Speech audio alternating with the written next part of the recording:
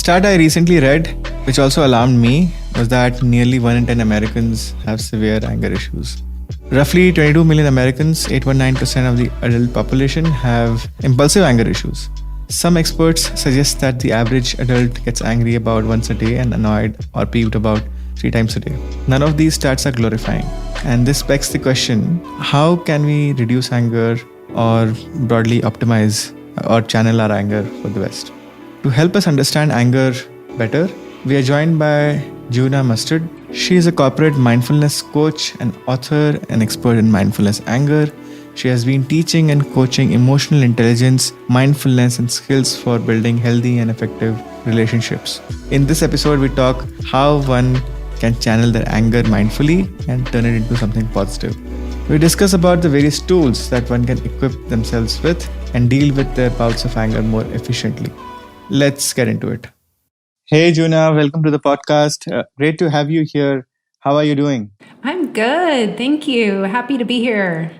No, super excited. And today we discuss a super special topic, which is actually quite a common topic and something that actually bothers millions, if not billions, of people out there. But we would love to go a little deeper, double click down on the neurobiological processes that happen because of anger. Today we are discussing anger, and then discuss like some of the really interesting facts and methods around how to overcome anger and actually handle it or make it work for your advantage.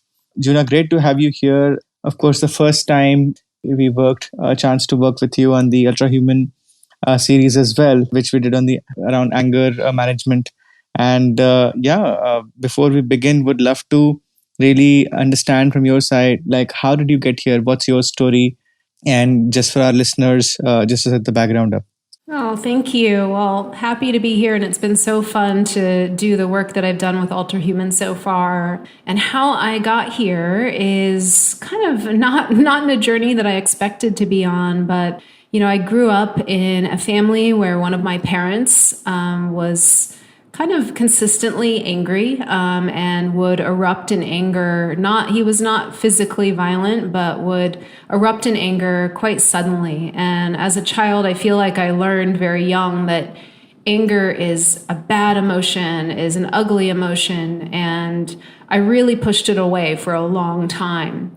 Fast forward many, many years, and I was in a relationship with a partner, and I feel like, kind of capitalized on the fact that I didn't have a healthy relationship with my boundaries, with dealing with conflict. I was very conflict avoidant and was very, didn't like feeling angry. And I think that he took advantage of that. And unfortunately, it turned out to be a pretty psychologically abusive relationship. And it was actually my anger that came up year almost 4 of that relationship that helped me get out of that relationship.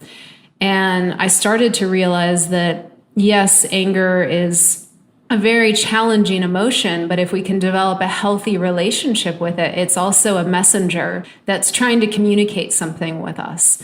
And so I started to form a healthy relationship with anger at that point and started to really blend mindfulness and mindfulness education with anger and bridging those two, and started leading workshops and did a TED Talk on the topic. And I'm currently writing a book, even though it's been a slow process. So that's a little bit of my journey into this world of mindfulness and anger. Wow, that sounds almost unreal and counterintuitive to how anger is perceived around the world. If I recollect every anger emotion that I recollect in my life, I associate it with a negative emotion and not a positive one. And I think, as you mentioned, this association might actually tell us what's wrong or what's right, maybe when we try to think from a moral perspective, but not necessarily how do we actually make it work for ourselves, because anger is also a natural emotion. It's not an unnatural emotion, right? So would love to really understand, like, how does it actually work? Like, yeah, it sounds fascinating, but practically, how do you see it working? Like an emotion like anger, which is supposed to be, which sometimes could be high energy and could lead to like downstream effects that are not so positive. how do you channel it to become something positive and energize yourself? Yeah, it's a great question, and it's not an easy journey.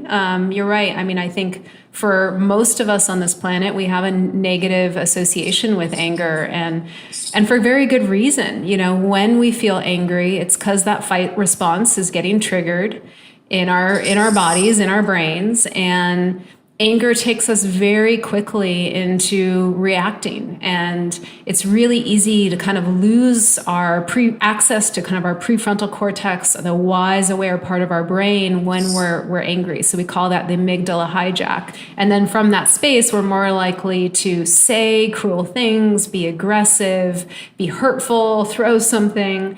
We're kind of literally like 4-year-olds when our anger and that fight response has hijacked our brain. So I think it's a really important question, is like, how do we actually develop a healthy relationship with it? And before I go into answering that question, I really like to use this analogy, which if you listen to the Ultrahuman series I did on anger, you'll hear it several times, which is anger is like a child. We don't want to let it drive the car, and we don't want to stuff it in the trunk either. And the reason I highlight this quote so often is because I think that for most of us, we only learn that there's 2 ways to handle anger. You either erupt with it, so you let it drive the car, or you stuff it in the back of the car, in the trunk, and you try to squash that emotion, or you morph it into sadness or other feelings or depression. And so we have to learn a middle ground, and this is really where mindfulness comes in. And, you know, for me, and I love Shauna Shapiro, she says that mindfulness really is bringing presence and curiosity and compassion to the present moment. And I think that's what we really have to do with anger. And so what I love to do and imagine is that anger isn't driving the car, anger isn't stuffed in the trunk. It gets to sit in the back seat of the car with its seatbelt on. And we, the healthy adult, gets to drive the car. And that's really what I like to kind of imagine first, is what we're doing to kind of forge this healthier relationship with anger. And there's a lot of tools that go into doing this. But one of the main things that is so important is that we have to practice these tools, because without practicing them, without repetition and patience, we can't kind of grow those neural pathways that take us down these new channels, these new ways of relating to our anger. So I'll just pause for a moment before I go into any tools, but any thoughts or questions on any of that so far? Yeah, absolutely. I mean, this is a revelation, right? That it's not me, it's my amygdala. That's actually the issue. So it's, I mean, the way you explained it, that a part of brain, amygdala, actually gets hijacked. And the other analogy that you made, which is basically anger is like a child. You can't let it drive the car. You can't stuff it in the trunk. Now, the collection of these 2 statements actually just brings so much empathy to people, like to somebody who's angry, right? Because it is a natural biological process. And if we learn to deal with it, it is like dealing with anything else. Like, it's like just learning how to skateboard, right? If you don't know how to skateboard, then obviously you're going to fall, but you want to skateboard, right? And it is when you learn how to skateboard, you form the muscle memory and understand how the world of skateboarding actually works. This is really, really cool. And this is especially interesting when you think about the tools in mindfulness, and when you think about tools that help you reduce anxiety or help you bring calm. Anger is specifically an emotion which is high energy, right? So when you try to visualize anger, it does not appear to be something that brings calm naturally, right?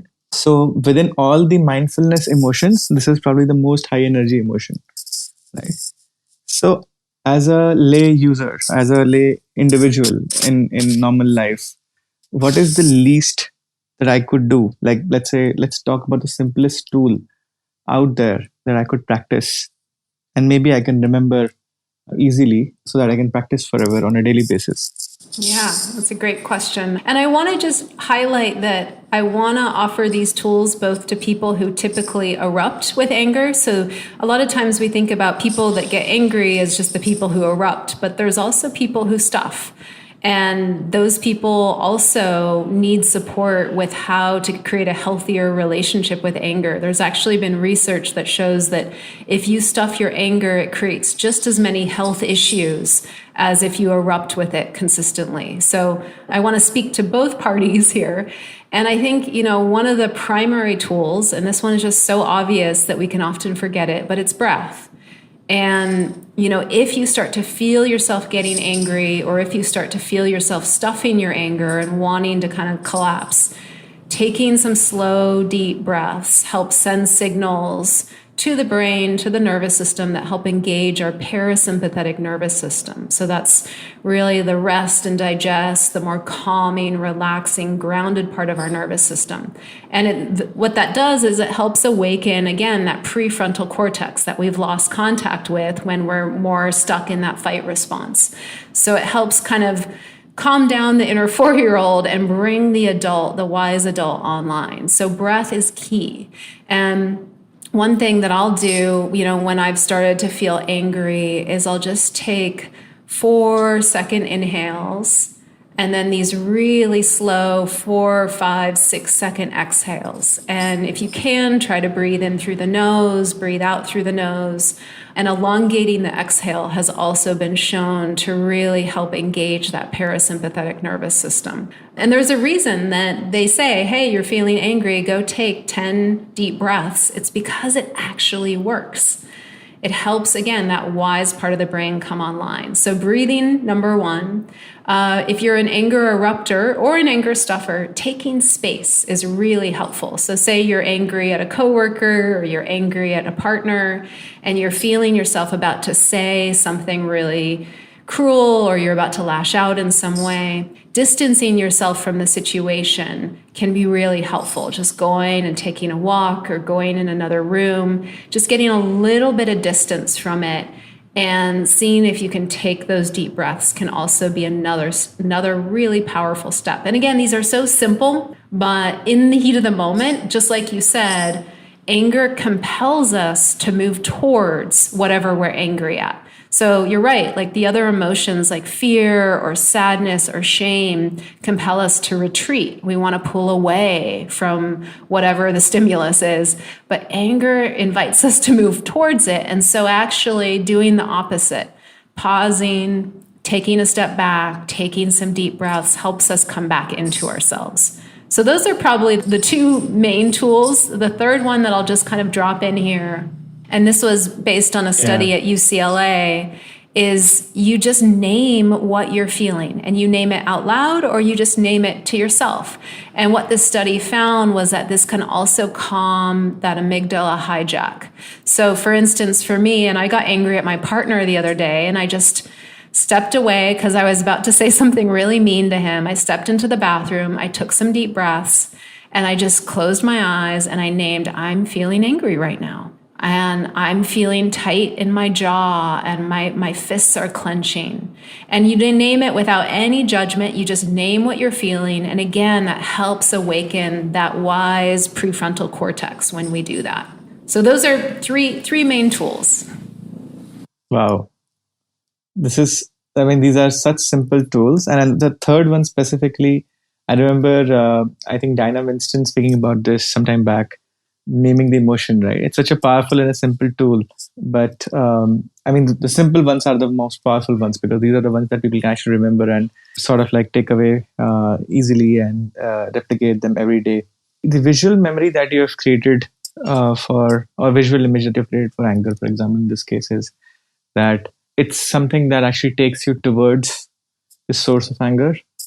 So it has sort of like a pull, and then fear, shame takes you away, right? And the idea is to probably do neither and to actually have some bit of a distance and take a pause somewhere in the middle, be comfortable with the distance as well as the proximity of anger around you.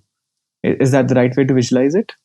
Yeah, I think that is, I think that it is healthy to kind of slow everything down. And again, some of the things I'm sharing here, some of the anger stuffers out there might be like, okay, yeah, I'm going to just use these tools to continue to stuff my anger. And that's not what I'm saying either. I think you're right. It's not about moving towards things and letting anger drive the car. It's not about stuffing it either. It's about just slowing everything down, coming back into our bodies, slowing down that amygdala hijack so that we can also open to the message of anger. Because I really do believe that anger can sometimes be a secondary emotion or a primary emotion. But when it's a primary emotion, there's a message that it's trying to communicate with us so that we can come back to our partner and say, hey, the way you just talked to me didn't feel good.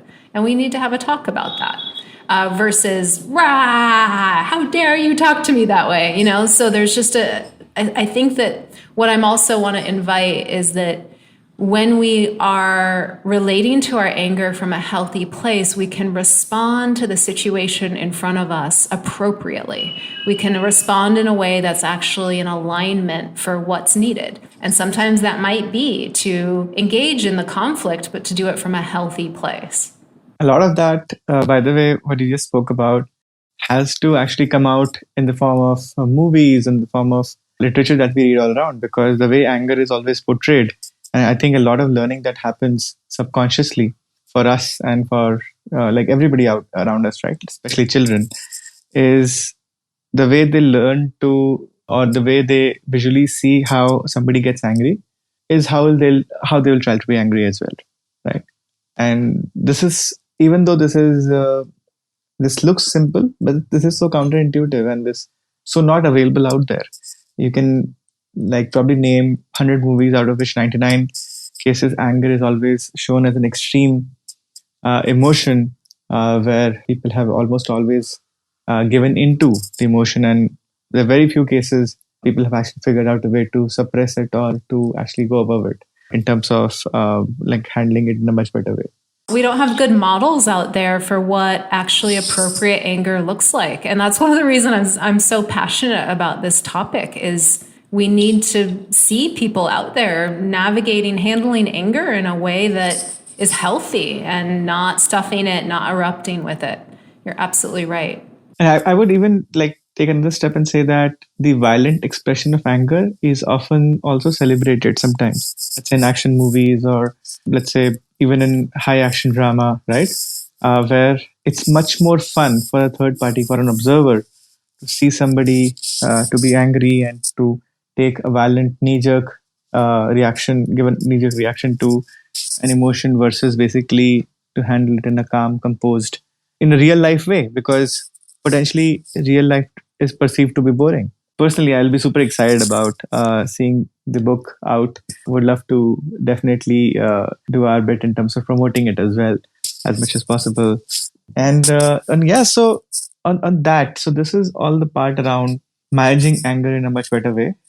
The other aspect of this was channeling anger to your advantage, which sounds equally counterintuitive. And let's say the closest I've heard something around this is basically channeling your revenge to actually better outcomes. Is that the same emotion, or is that the same method? Or would love to understand from your side, how does that work? Like, how do you channel your anger to actually leverage it for better? Yeah, it's a great question. Again, I think that it starts with opening people to this idea that there are no negative emotions. There are only unhealthy things that we can do with our emotions. So like you said at the very beginning, anger is a natural emotion. We all have it. Every human on the planet. I don't care how enlightened you are, you still get angry. And I think that there is just something about accepting that. And I really do believe that at its core, the essence of this emotion is a boundary, is a no, is a standing up against injustice. And I think that those are really important. And I think, anger really illuminates the things that we want to protect, that we value, that we love. And so, when we can connect with this idea that anger isn't bad, it's not this super negative emotion, it's actually just another emotion. Like all emotions is a messenger. It's just trying to communicate something to us.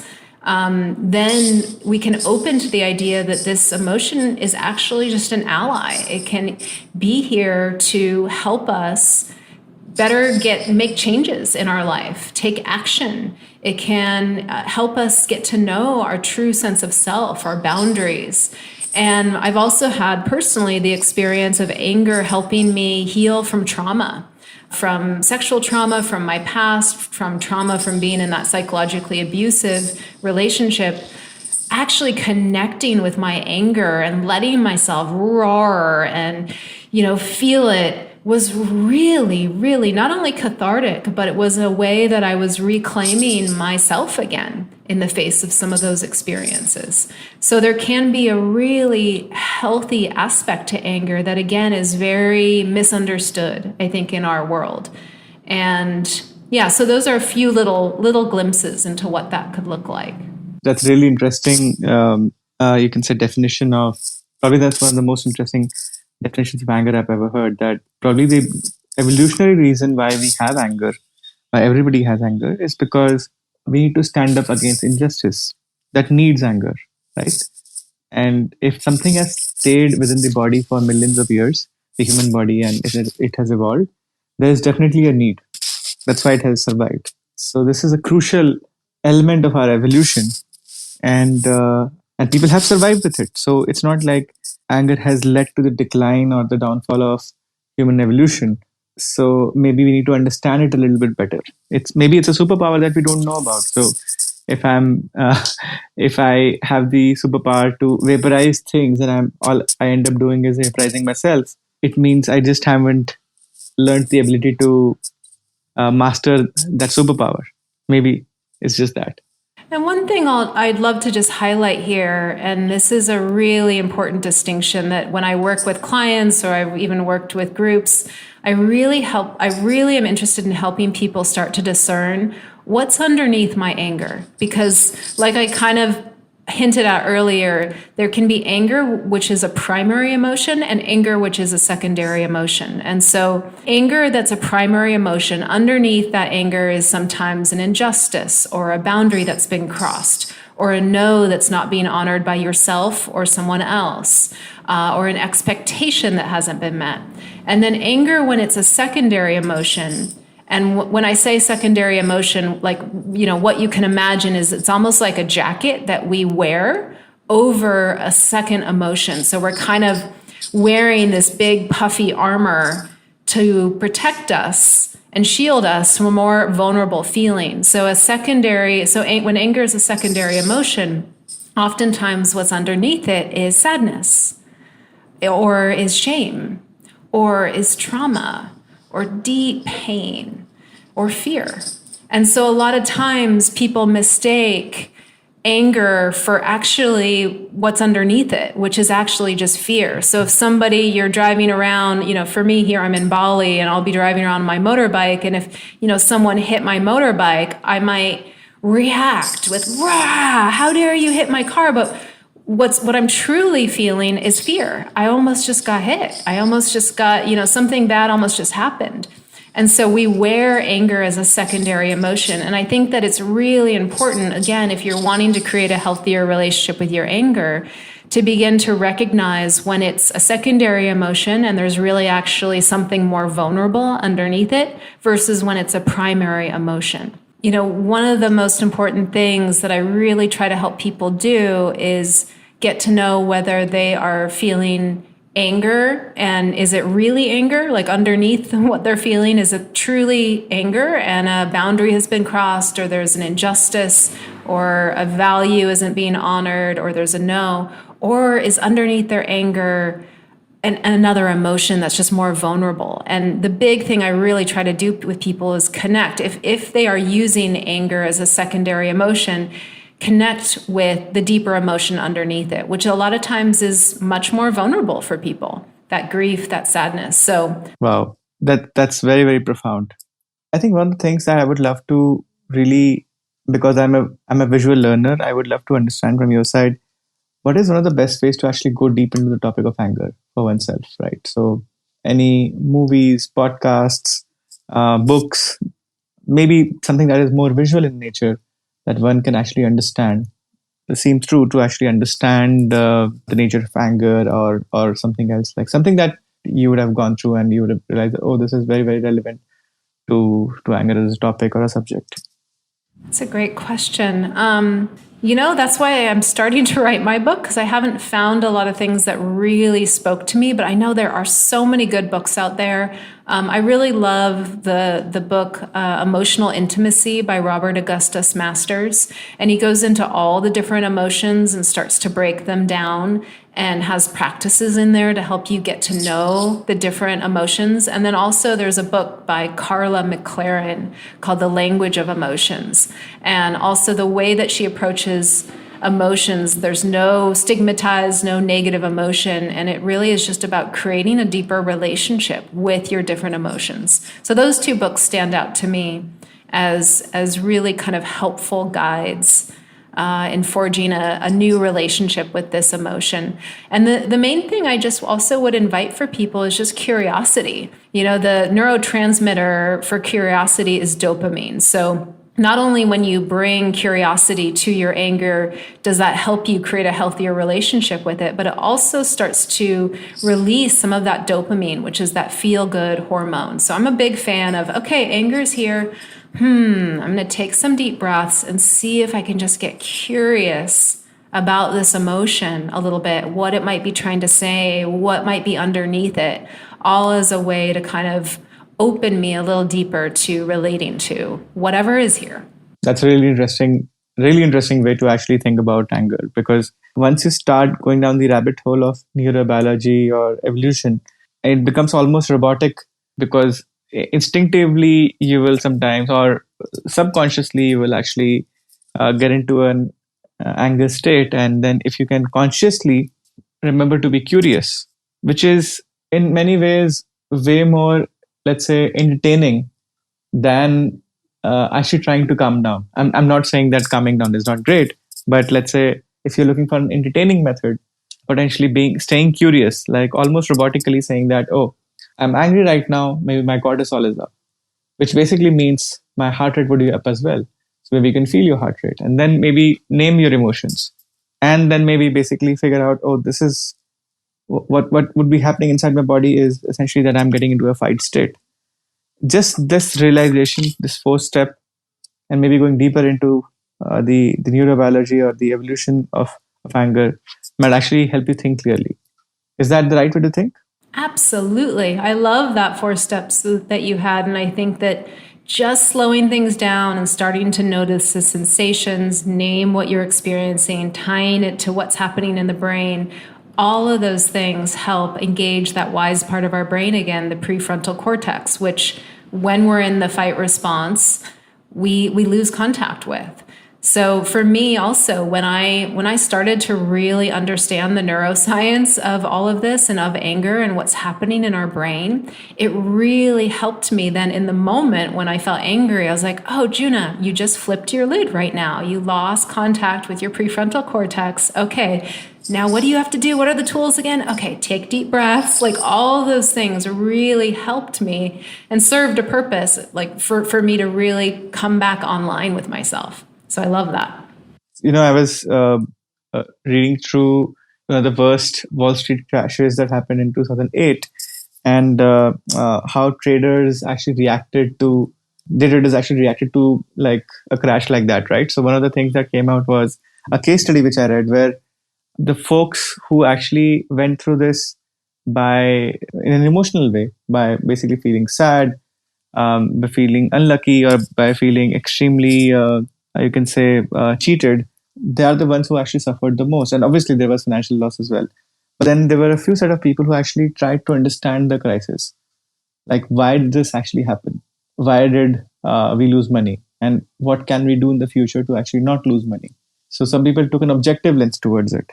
So there was this case study that, oh, those people actually, even though they were financially affected in a similar manner, they were able to create an objective framework around how to get out of it, what is the effort required to get out of it for themselves, and how can they not repeat the same mistakes in the future.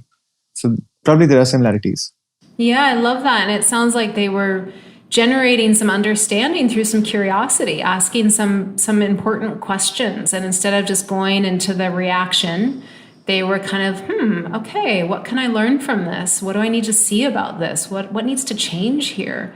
And I think that is really important. Like even when we get angry or we stuff our anger, to kind of be able to, one author that I've read before talks about it as like stand on the balcony, almost like you're looking down at yourself in the situation, but you're up on a balcony. And you're just kind of taking a step back. You're up on the balcony looking down and you're saying, what do I need to see here? What do I need to understand? Being curious, questioning your reactions, questioning even what's happened. I think all of that can be really healthy.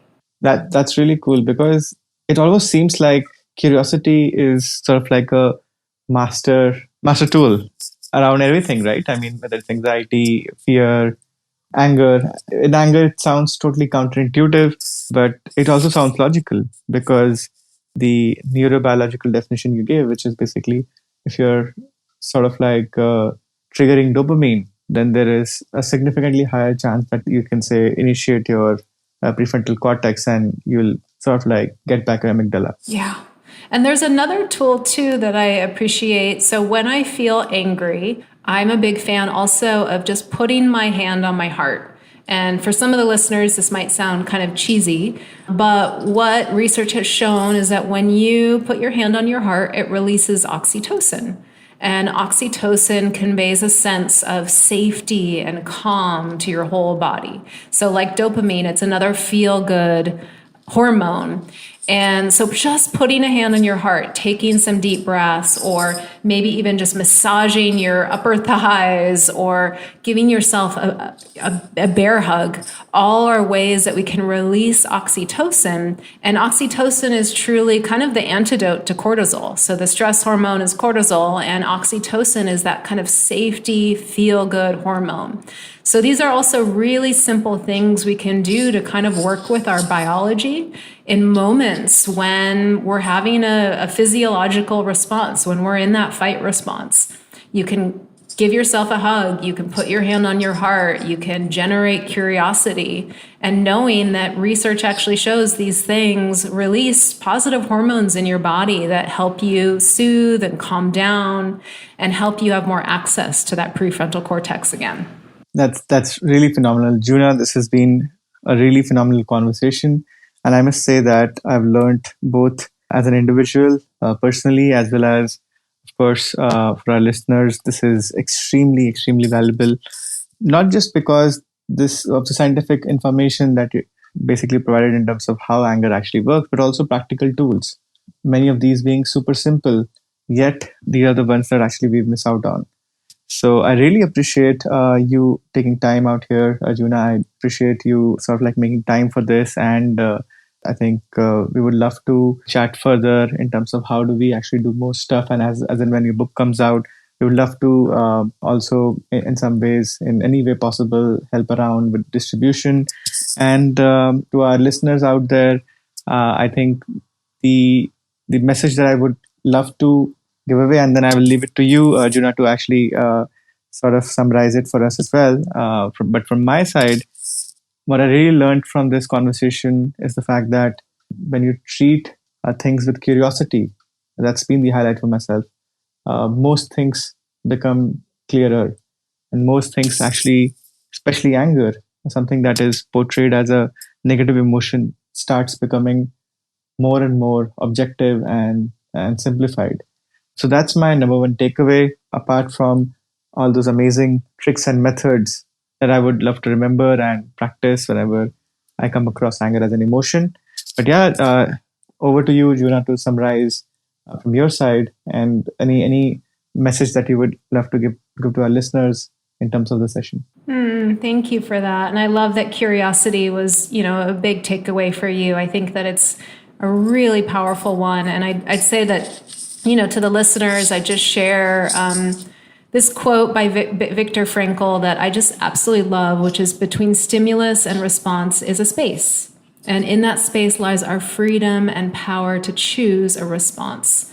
And I think that's essentially what we're talking about here with anger, is that for a lot of anger erupters, they don't know that there's a space there. They just go right into anger driving the car, right into erupting, and learning to create a little bit of space between whatever the stimulus is and then your response to it is huge.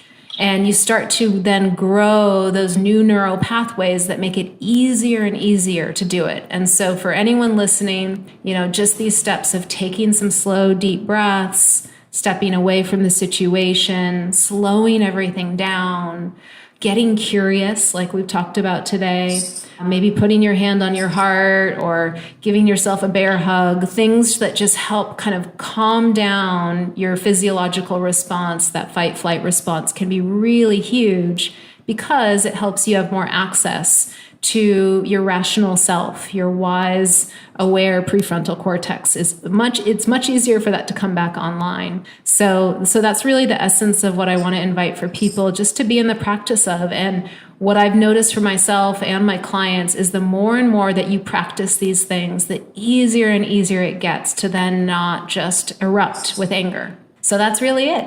Super amazing. This is so cool. Thank you, Juna, for making time. And those are some really amazing takeaways. And look forward to doing more. And thank you for everything. Thank you so much. So wonderful to be here with you. I hope that was insightful for you. The source of anger can be multifold, but then the approach to deal with can be more or less the same. If you equip yourself with the current mental tools, if you understand how to understand your anger. Please share this episode with your friends and family, especially the ones they can benefit and manage their anger more mindfully. I'm sure all of us can actually learn a fair bit from this. You can also share how you overcame your anger issues by tagging us at Ultrahuman HQ on Twitter and Instagram. We would love to have a conversation around this topic. I'll see you soon with another episode.